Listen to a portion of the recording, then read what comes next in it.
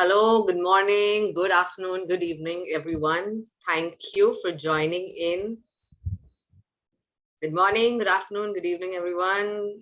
We are welcoming all of you to this amazing new session of Insights with Upgrad.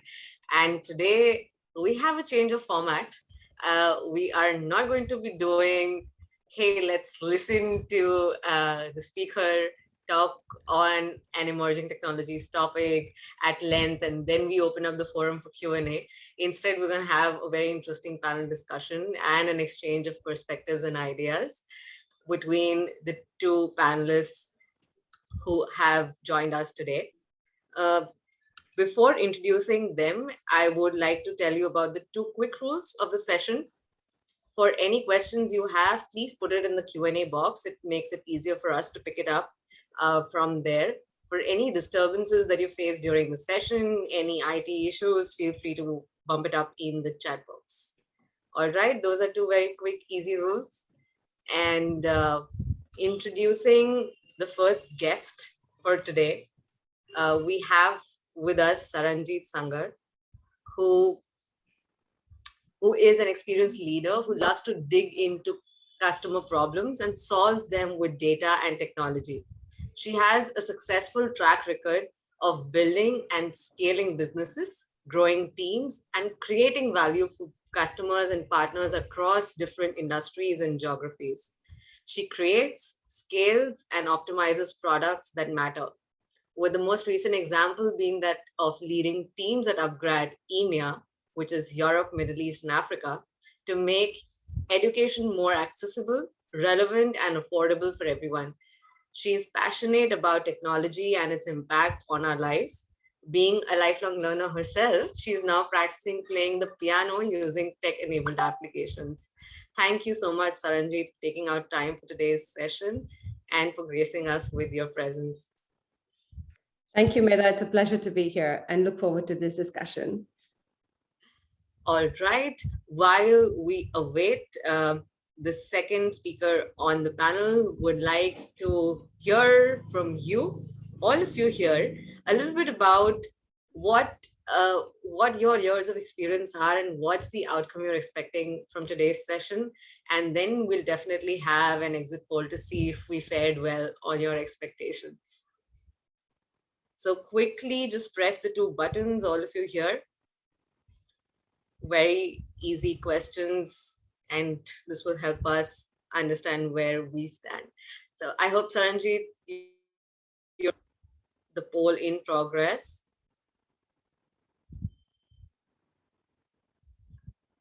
All right, by the looks of it, we've got a very balanced audience today across the spectrum.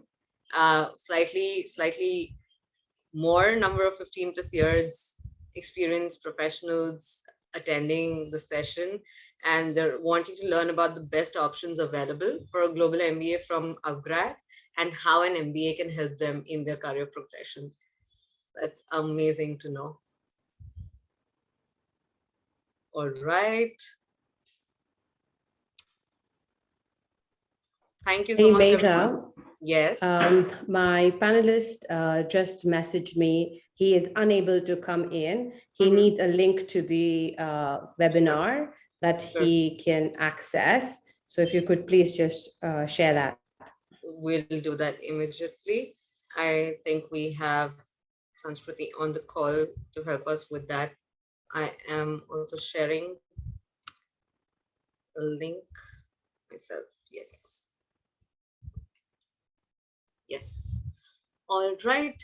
So the moment he joins in, I would definitely introduce him to the audience. But meanwhile, Saranjit, having introduced you, you having such a great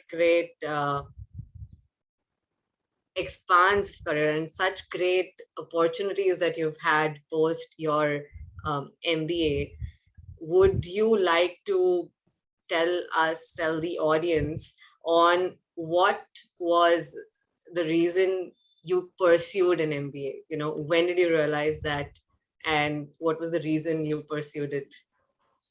Absolutely. So hi guys. Firstly, thank you for sharing the poll. I think it's always good to understand the audience and their work experiences and what are you trying to get out of this MBA discussion. So a little bit about my journey and when I decided to pursue an MBA. So I grew up in Mumbai in India, and I did engineering like most Indians, I would imagine. And I was working at a large conglomerate called Godrej in India. So after finishing my graduation in engineering, I actually towards the end of my graduation, I realized that I wanted to do something more in business, something more in sales and marketing. And that's why I chose a job that was more related to marketing. And I got exposed to a lot of different things during my first few years at Godrej. But one thing that it kept pulling me towards was actually business management. You know, I wanted to get more experience in P&L management, in running a business, and so on and so forth. But I realized that there were quite a few gaps in my knowledge. You know, having an educational background of engineering plus doing marketing, there was very clear gaps, be it in finance. How do you manage a P&L? How do you read a balance sheet? To sales, to project management, to various other things. And I think at that point, I realized that whilst the best way to learn is learn on the job, there were just far too many things that I wanted to learn in a small frame of time. And it was necessary for me to take a break, do a program that allows me to learn a lot more skills. So I think that was when it became more evident that if I wanted to progress in my career, I needed more skills, and I decided to do an MBA. How did I choose which school to attend was also very much related to my own ambitions. So, having grown up in India, I did get exposed to a lot of international um, work experience thanks to my work at Godrej, and I quite liked you know, the thought of moving to Europe and developing a career there, which is why I also started looking at business schools which would allow me the opportunity to study in Europe and also find job opportunities here. Medha, I'm still getting the texts of not being able to join. If you could just sort that out as well, please. Sure. Just checking it as we speak. Oh, we've also got Sanskriti to help us out. I think we both have sent him the links. So yeah, that shouldn't be a problem now that we've sent him like 2 independent links. But yes, that said, thank you so much for talking about your motivations and aspirations that led you into deciding what schools to pursue your MBA from, and eventually to decide whether or not you wanted to have a specialist or a generalistic approach. All right. I think I'm getting a message for him. So I think the issue is because of his Zoom acting up a bit. So, all right, we live in a tech-enabled world, and here we are at the mercy of tools that allow us whether or not to attend such interesting sessions. Extremely sorry for holding all of you up. I think maybe if Sanskriti can actually sort that out, just so that we're respectful of everyone's time. Sure. So I suggest we take like about 30 seconds, or I mean 60 seconds just to sort this out, and then I resume it from as per the plan of the session.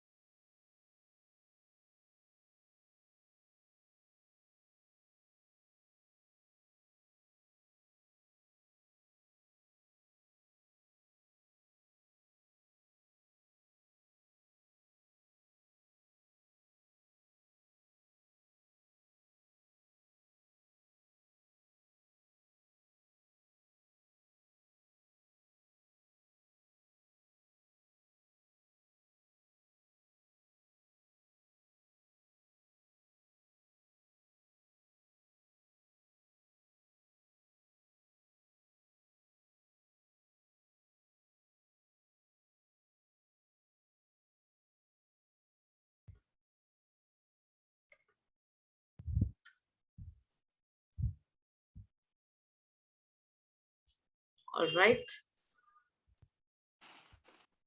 Hey, Andre, so happy to Hi. have you here. Well, let's make it work. Yes, we were at the mercy of a software which wasn't allowing us to enter in, but now we're in. And with that, let me introduce to you all the second panelist for today. Andre is currently at PayPal. He helps the PayPal leadership define their product, marketing, and sales priorities. Before PayPal, at BCG, which is Boston Consulting Group, he was actively involved in agile transformations. As a part of his consulting experience, he has worked with organizations in financial services, industrial goods, telecommunications, and the public sector, both in Europe and Asia. Before BCG, he's worked for 6 years in the industry sector with roles in operations, finance, and corporate strategy, and has also worked as an R&D engineer at the beginning of his career. He is very convenient and conversant in 4 languages and has lived in 5 countries across Europe and Asia. Thank you so much, Andre, for joining in. My pleasure. And we were actually discussing with Saranjit on what made her realize when she wants to do an MBA and why she wants to do an MBA. So I believe I have like the similar question for you, because the attendees today are essentially mid-career to senior career professionals, Yeah. and are wondering if this is the right time for them to pursue an MBA and what lies after an MBA. So what advice would you give to all the attendees? Yeah, so for me, and I guess it applies to many people who do MBAs, it happened at a moment where I felt I was stuck in my career. At that time, I was working as an engineer. I was working for an electricity utility company in France. There were not great growth career opportunities for me open. And at that point, I realized that I wanted to open up more towards the business side of corporations, not just keeping a technical profile. And so that opened a clear path to me to do an MBA. That's what drove me there. And no matter whether it's for the same reason or another one, I think there is a point of being stuck generally where like doing an MBA, or in general taking any other certifications, if we want to widen it up, can help someone to have a career change. Great, thanks for that, Andre. Saranjit, one of the questions that I have is, what do you think the digitalization and online delivery of education has done specifically for management education? What are the aspects that are missing in remote learning?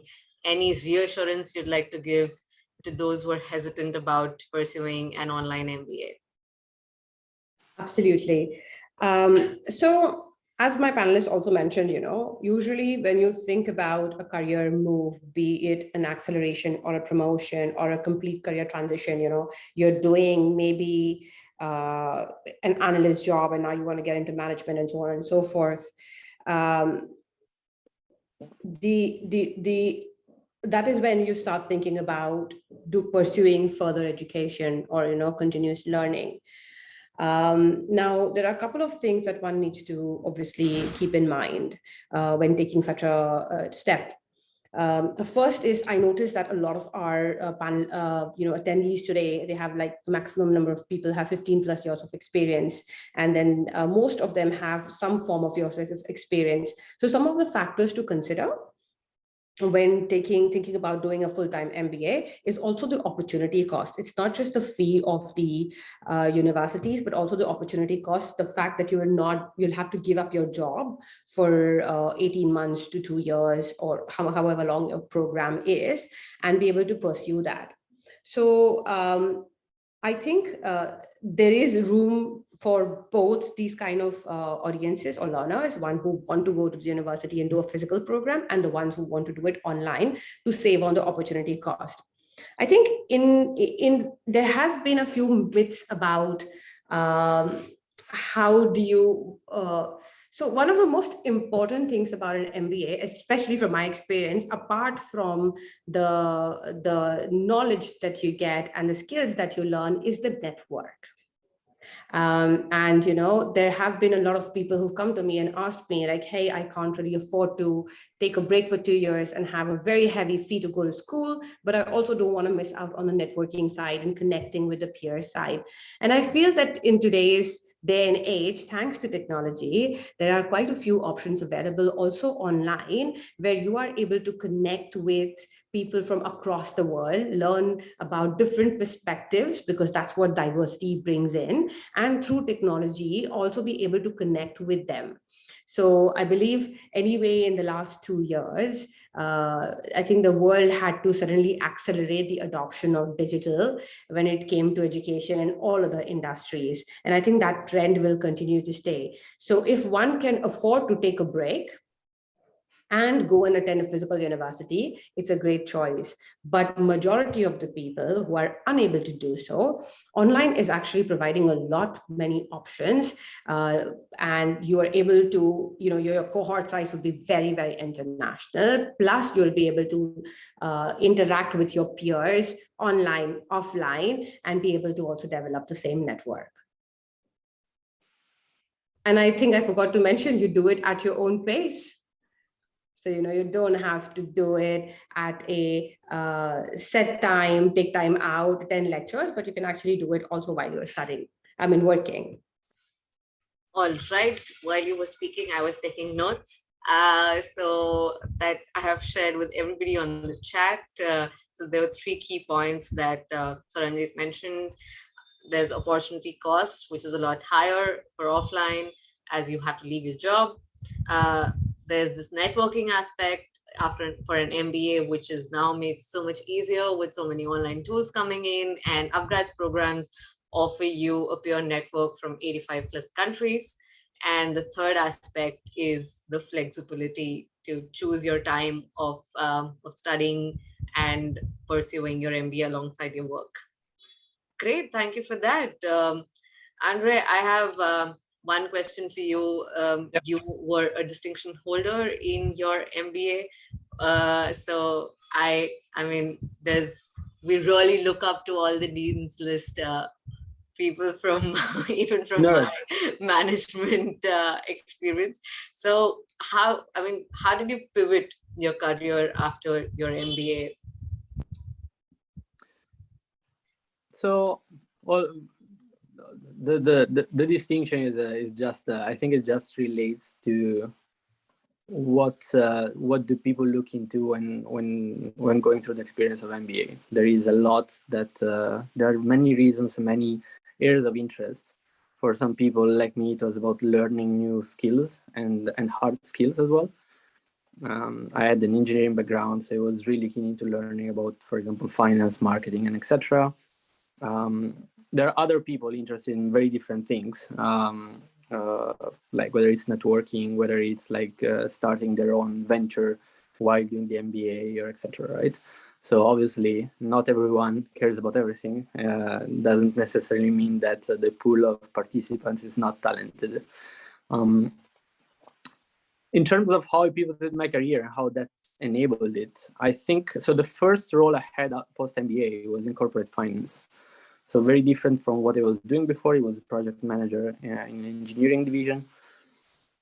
So obviously I could reuse a lot of what I had learned specifically in corporate finance, in managerial accounting.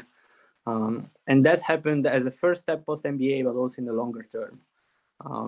Just to fast forward many years, in parallel of my job, I became a certified coach, and a lot of the things that the very basics of coaching, that is not a lot of theory, frankly speaking, came from what I learned in the leadership classes at Instead. So that also helped me to pivot my career, and more than pivot my career, like craft my career. That's great. So so essentially you're trying to say that it wasn't like one linear path, right? You sort of branch out Life is not linear. We have interests and values, and they can change over time. We learn new things. Like the phases of life are different, so everything changes like over time. The whole thing is about having the toolkits that you need to be able to move in the space, in the career space, professional space, whatever it is, in the way that supports your needs and your goals. And the MBA gave me that toolkit in a way. That's an amazing point. That leads me to my next question, which is, what were some of the biggest work-life challenges that you faced where you used some of these skills or concepts from your business school? Biggest work challenges? Yes. Yeah. I mean, it happens kind of constantly, right? But just to give you a story, right out of the MBA, I spent 2 years in corporate finance, and then for many reasons, I actually wanted to move from France to the UK. The corporate processes for talent management in a company where it was are not necessarily always rational and well designed. So it was very, very hard to move country, and basically I had to clash and literally hit my head against like processes and whatever it's defined somewhere, right, written on a piece of paper. And one of the key things that I learned in the MBA was I can get wherever I want as long as I have the will and the capabilities to do so, right? So I couldn't find a job internally. I ended up applying for a job externally into the same company in another subsidiary in another country. I got an offer, and then I put the offer in front of my boss. And I told him either I resign and accept the offer and I move the country and I rejoin the company in another country, or you transfer me. And so at that point, it felt so stupid that they made the transfer happen.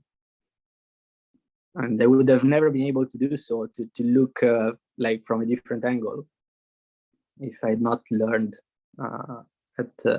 during the MBA what we would call leadership skills in a way, right? That's a very different, challenging situation. That's thanks for sharing that one. Saranjit, what's such a situation for you?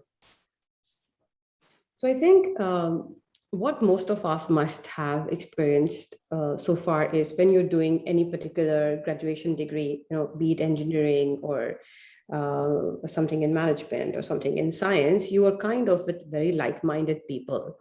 But what happens with an MBA is you have people from various different backgrounds come together in a same classroom, and they bring with them different perspectives.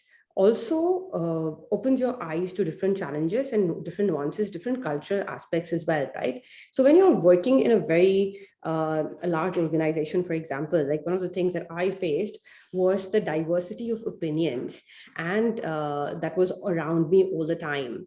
And I think one of the most important takeaway from my MBA was something which I in the beginning, I took very lightly, but I realized as you climb up the ladder and as you become more and more senior in your roles, is organizational behavior. And this was something which was very stressed upon during my own MBA. And I realized as well how important it was. How do you take diversity into account? How do you respect other point of views which do not align with yours? And how do you make that into a winning situation, not just for you, but also for the company? So working with diverse people requires a different skill sets, which I think an MBA also prepares you for. Amazing. And knowing that you deal with people from so many different countries and so many different functions right now, I think this example truly is a great one. All right. So we can make some quotes out of these sessions, where Anna said, where MBA essentially gives you a toolkit to deal with challenging work-life situations. And you're saying that various backgrounds bring diversity of opinions, and understated but extremely important toolkit for creating successful organizations. Amazing, amazing learnings there. All right, let's move to a question which we get asked very often, Saranjit, that can I navigate the corporate world without doing an MBA? What are some of the alternatives that I can pursue instead? I mean, an MBA, is it extremely necessary for career growth and progression? Absolutely not. I think there are various ways to navigate your own corporate career, but I think the most important skill set is adaptability and lifelong learning. I think our world and technology is evolving so fast and so rapidly that just to give you some data points around that, 29% of the jobs that exist today did not even exist 5 years ago. And that percentage of new jobs which do not exist today but will exist tomorrow is only going to increase. And therefore, it is very important for one to be really adaptable, keep abreast of all the new trends, and have the ability to learn about them and upskill themselves to stay ahead of the curve.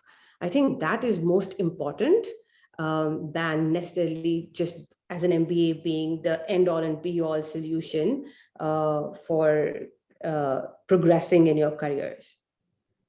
Absolutely. And for those who think that just having an MBA and then life is a lot easier, that's also not the case, right?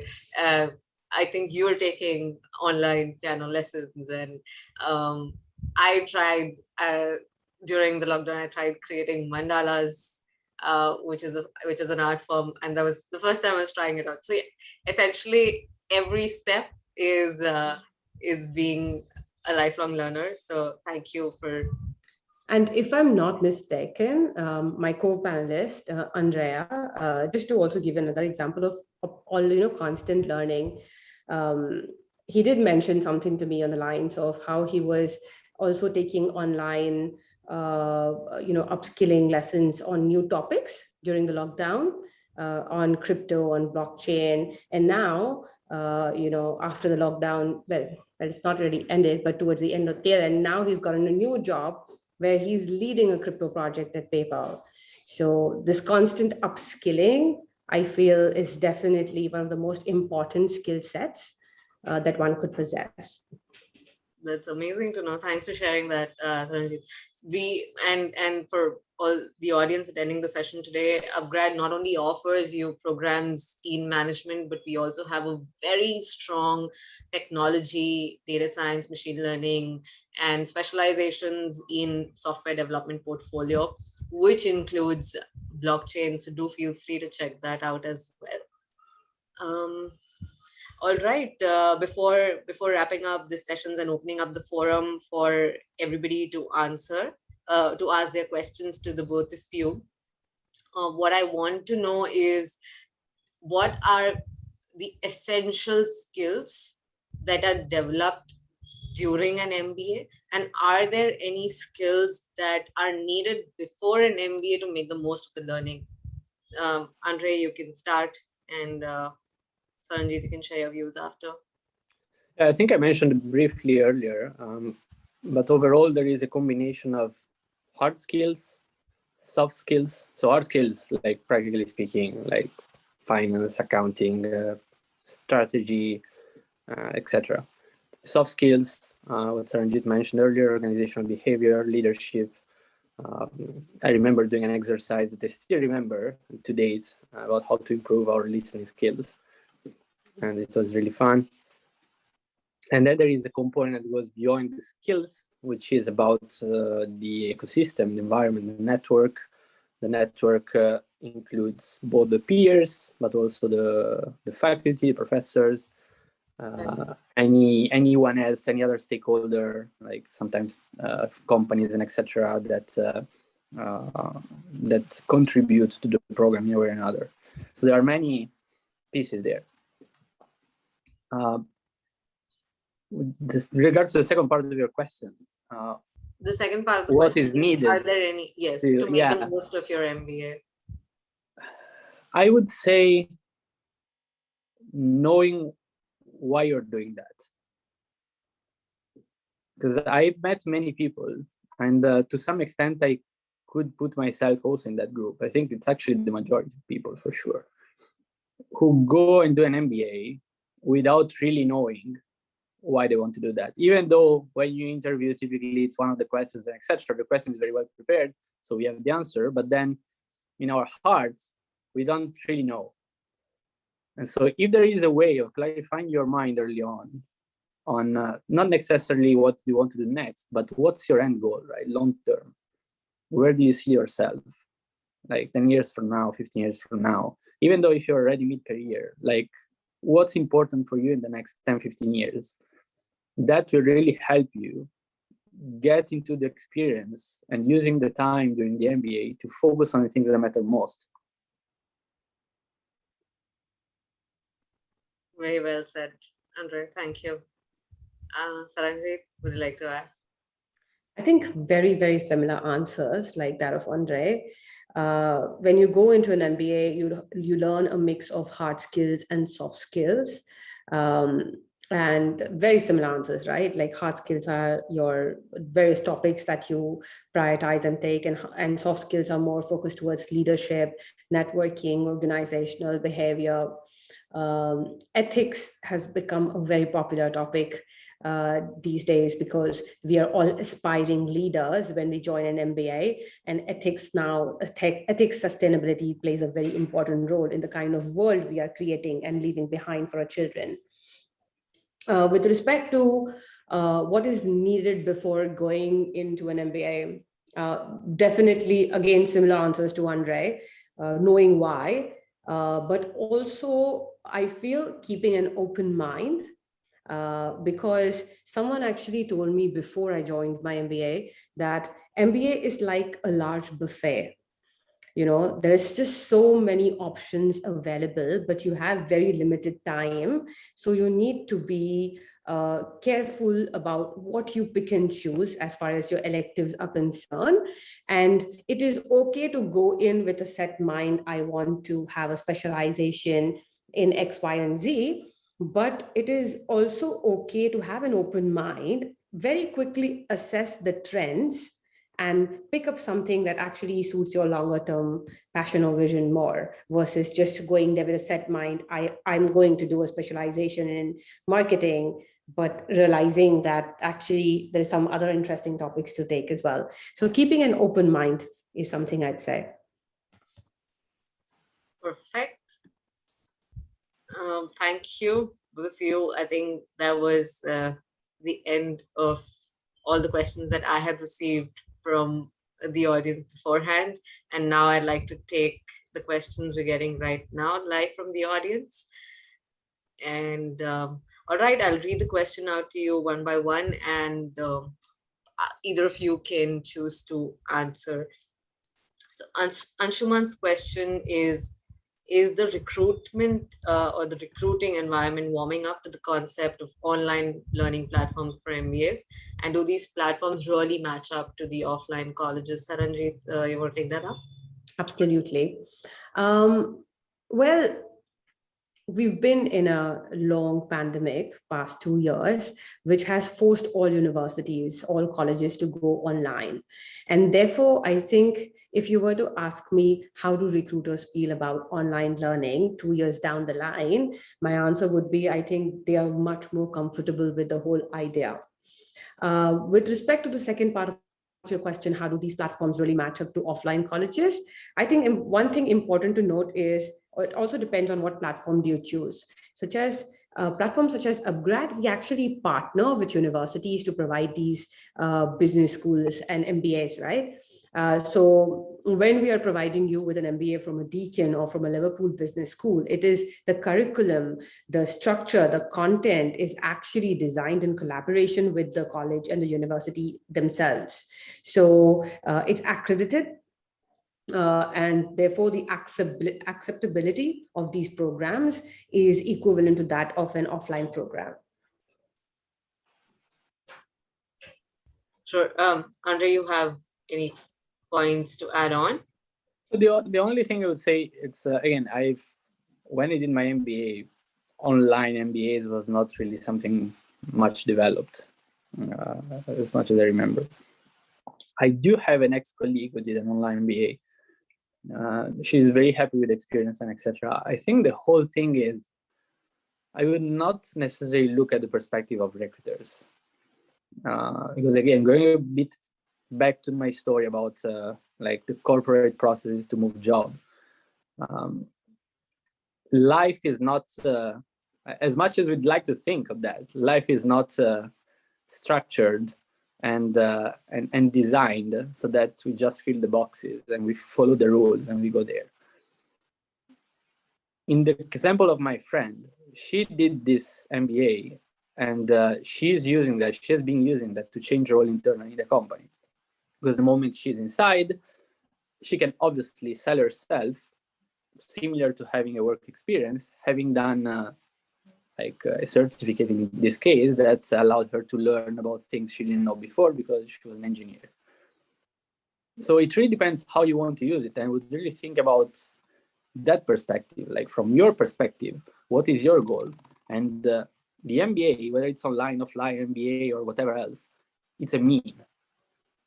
So how do you plan to use the tool, that mean, to achieve your goal? That's the way I would look at that.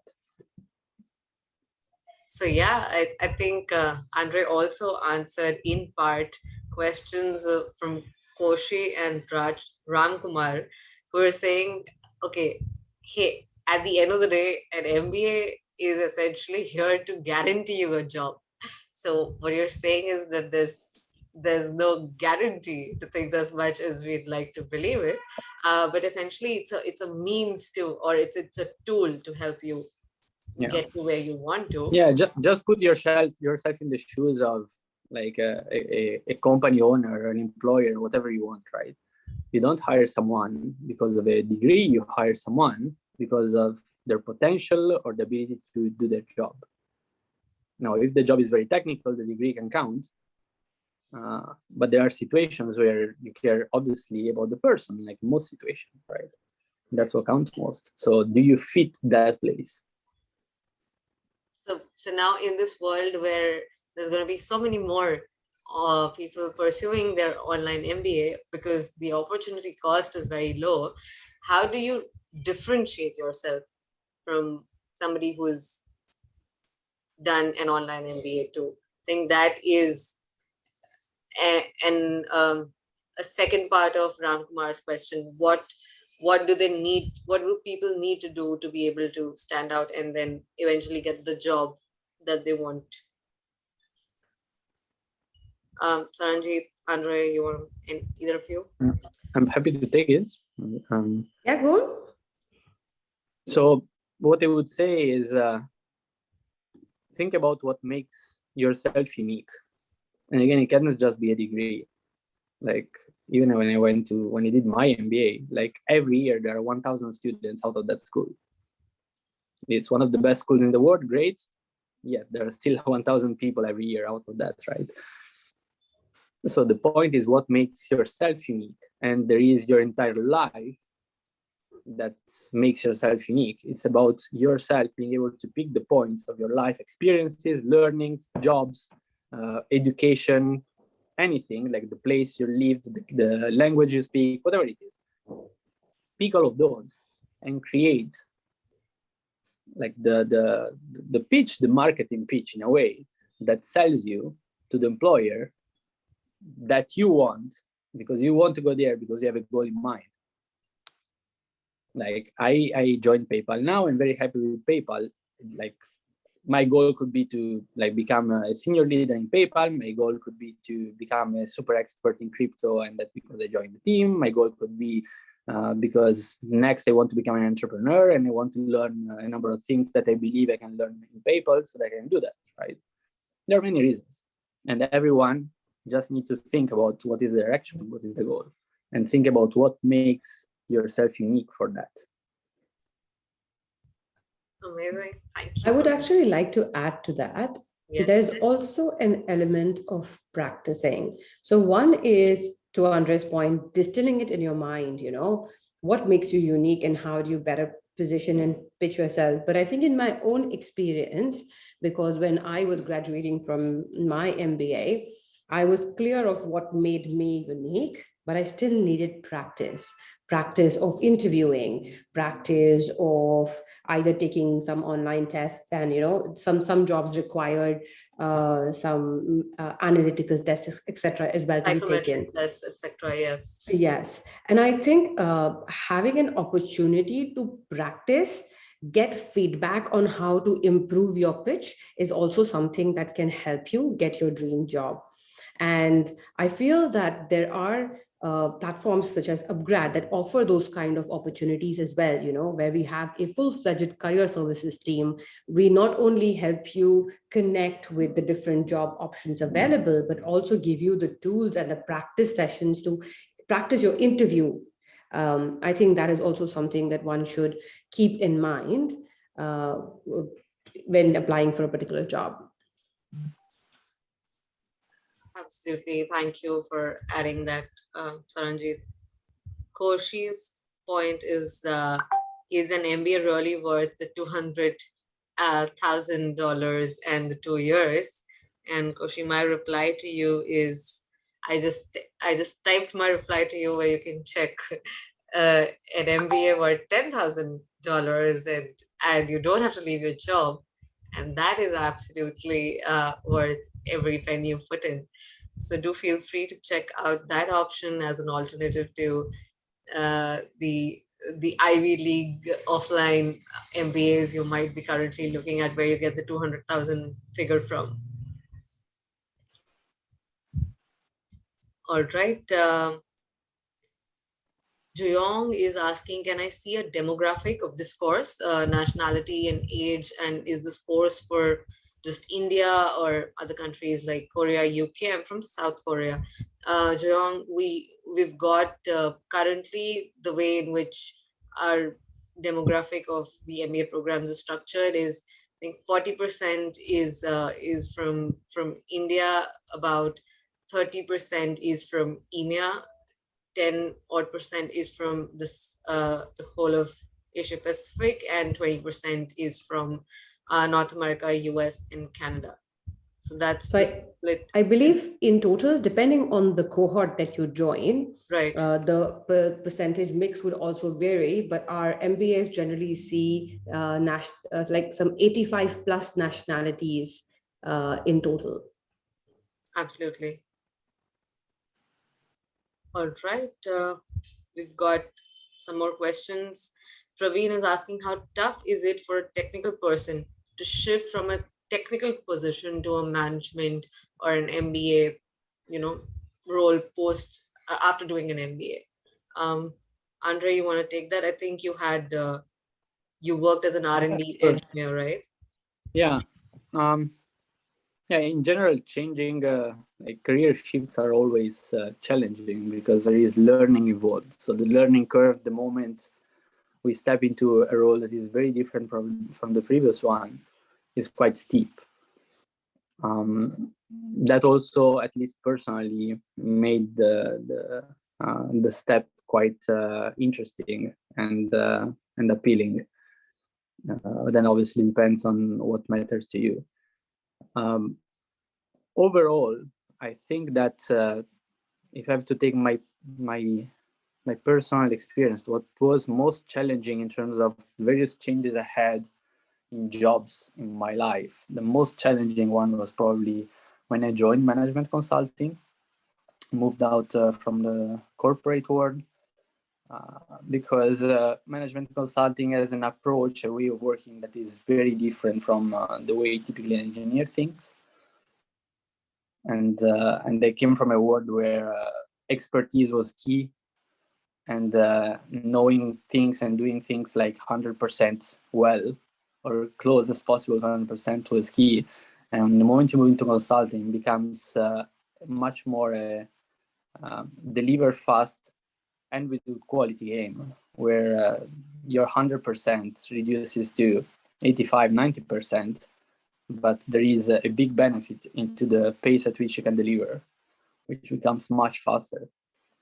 And so that shift was quite challenging for me to adopt, because I could really not give up in the beginning of the idea of not being 100% sure of what I was talking about, not being only 90% sure. And in the world of management, a lot is about that. Like, very often a business leader would talk about things that knows by knowing the headlines without really knowing what's below, because the teams know what's below. Thanks for sharing that, Andre. There's one question from Akash who's asking, does an executive MBA provide job placement opportunities for senior experienced people who want to switch their industries? From a similar background as the last question, I think Praveen's question.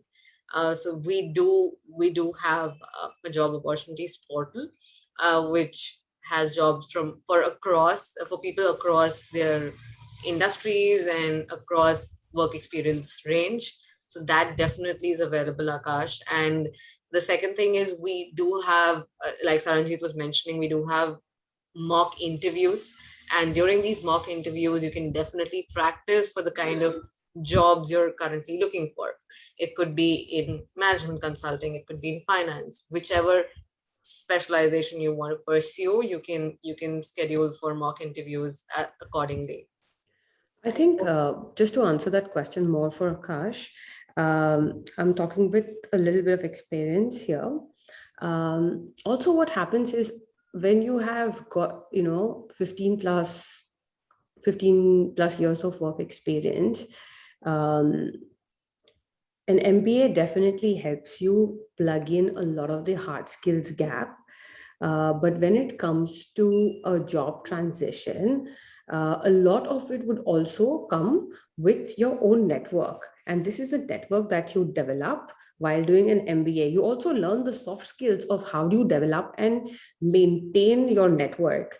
So, like, most of the people I know, and me personally, my past 3 to 4 jobs, I have not applied for it. I have gotten it within my own network. And I think that's the beauty of an MBA, where it not only teaches you the hard skills, but also the importance of soft skills, which includes networking and how do you maintain, enrich your network. So that's also something to keep in mind, and that goes mostly for relatively senior people in their careers. Thank you for adding that note, Sanjay. Juyong is asking, do we need to finish a thesis to get a degree for Liverpool Business School? Yes. For the Deakin University MBA, no. There's going to be a lot of capstone projects though, so that you can get actual industry insight into each of the functions or specializations that you're specializing in. So that's an added advantage which you don't usually see in offline MBAs. All right. Before I pick up the next 2 questions, just being cognizant of the time, and I want to know so far how your experience has been for all of you attending the session. Did you learn a few new concepts here? Was this helpful? And would you like to attend more sessions with us in the future? So feel free to type those 2 buttons in, and I will move on to the next question in the meantime. So Sandeepan is asking, for a technical person looking for a shift to consultancy, what should be required to compromise? Oh, should it be required to compromise in pay scale? I don't think there is usually a pay scale compromise that you need to do when you're transitioning from technical to consultancy roles. But all right, maybe I don't really get a question. Should it be required to compromise in pay scale? I don't think that's required at all. In fact, consultancy roles after MBA pay you very handsomely, right, Andre? Yeah, typically paying consulting is not a problem, if that's a question. I'm not sure I got the question right though. Yeah, I think Sandeepan, if you could just maybe reiterate your question once again. And there's one anonymous question on, is there a difference between MBA and PGDM? So it actually depends on which country you're in and what is the acceptance of that particular certification, right? It's postgraduate diploma in management. That's the full form of PGDM. So is that equally accepted as an MBA in the country you're in currently, is what typically determines if the opportunities are equal. And MBA opens doors for global opportunities because, correct me if I'm wrong, Saranjit, Europe doesn't accept or recognize the PGDM term, right? Well, that is not entirely true. Okay. At the end of the day, as Andre also mentioned early on in the webinar, what employers want are skill sets and potential. What the degree normally does is validates that you have the potential, but how you perform in the interview and what kind of experiences you bring on the table ultimately decides whether or not someone gets the job. Perfect. Thank you for that. Anshuman is asking, can you suggest certificate courses for corporate strategy and operations? So as a part of the Deacon program. So this would already be included in one of the specializations, Anshuman, as a part of the strategy and operations modules. Feel free to look at the curriculum in more detail, and connect with us at admissions@upgrad.com to validate some of these questions that you have. We have our admissions counselors who are here to help you out. However, that said, we have an operations specialization in the Liverpool Business School curriculum, and strategy and leadership as functional expertise in the Deacon MBA. So that's the difference.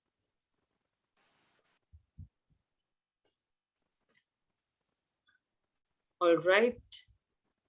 Koshi's next question is, the MBA universities are not helping with finding jobs in the market. Sanjay, do you wanna take that up? I think it's very different culture in different countries.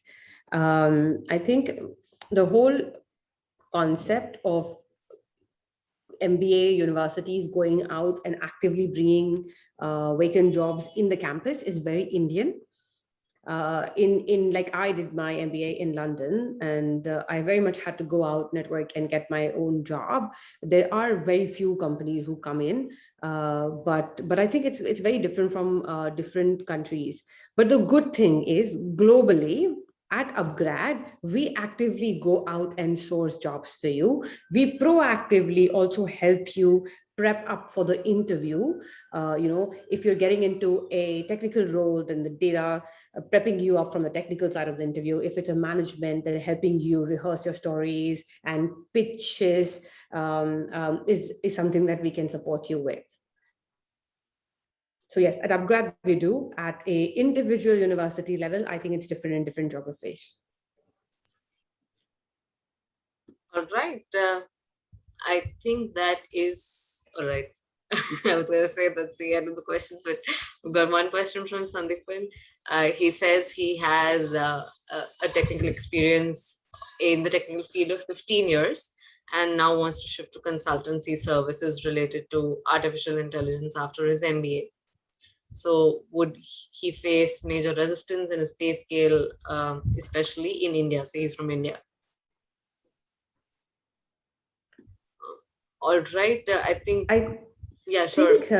Well, Sandeepan, you mentioned you're in technical field. Obviously, it's difficult for us to comment whether you'll have to compromise pay scale because we don't know your pay scale and we don't really know, how you're going to be comparing against it. But I think in general, that is not a thumb rule that you have to move or transition from technical to management, that you need to compromise on pay. I don't think that is the case. I think even Andre mentioned that post MBA, you're generally more handsomely paid in consulting services, unless you are already at a CTO level in a very large organization, and now you want to get into consulting mid-level, then that's a different story, of course. But I don't think there is any such thumb rule that exists. All right. Jiang is asking how many online classes are there during, like, as per our MBA program. So online classes usually happen every fortnight on the weekends so that you can take time out and it doesn't really clash with your work schedules. However, you have the entire week to plan the offline sessions. By offline, I mean it'll still be online, but it won't be live. So there's a blended mode of learning that we at Upgrad follow, and there's going to be live sessions and recorded sessions. So you still have the entire week to plan. All right, I want to complete this part of my module today, and about 60% of it is in the form of recorded session, and then I have to set aside some time for completing the assignment associated with this module and follow up with a live session with an industry expert or a TA session, which essentially is for clearing any doubts that you have for completing your assignments. So that's how it's structured. So there's a lot of flexibility that comes in. All right, I hope that answered your question. And with this, should we call it an end to a very interesting session where we learned a lot of things? Thank you so much for sharing your personal journeys and how an MBA has helped you pivot and some of the tools it has really helped you with in order to face work-life challenges as and when they come along. I would like to also thank all the participants for taking out time for today's session. And I hope you continue your lifelong journey of upskilling, and do feel free to check out our website, upgrad.com, or write to us at admissions@upgrad.com for any questions you may have and you couldn't answer. We'll definitely trouble Saranjit and Andre again for some of the questions that were unanswered in today's session. That said, thank you so much for your time, and have a very good day and a good evening. Thank you. Thank you for your time. Thank you. Bye.